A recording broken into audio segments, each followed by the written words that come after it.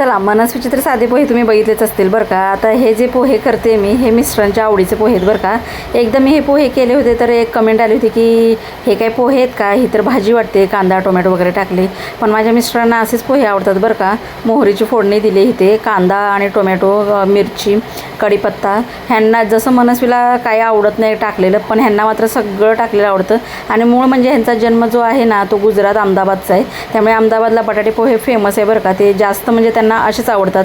साखर थोडी टाकलेली, बटाटे, कांदे, टोमॅटो, कोथिंबीर, कढीपत्ता असं सगळं सागरसंगीत टाकलेले पोहे माझ्या मिस्टरांना खूप खूप आवडतात. आणि त्यांच्यामुळे मला पण आता हे पोहे आवडायला लागलेत बरं का. त्यामुळे तुम्हीसुद्धा असे पोहे नक्की करून बघा. आणि तुम्ही अशा पद्धतीने करता का, मला कमेंटमध्ये नक्की सांगा. आणि असे पोहे मी आधी पहिली खाल्ले नव्हते, नुसते आपले साधे जे कांदे पोहे असतात तेच खाल्लेले. पण असे पोहे खाल्ल्यानंतर मलासुद्धा खूप खूप आवडले बरं का. खरंच असे पोहे खूप छान लागतात बरं का. तुम्ही एकदा नक्की करून पहा. आणि चला की हो, चॅनलला पटापट सबस्क्राईब करा बघू.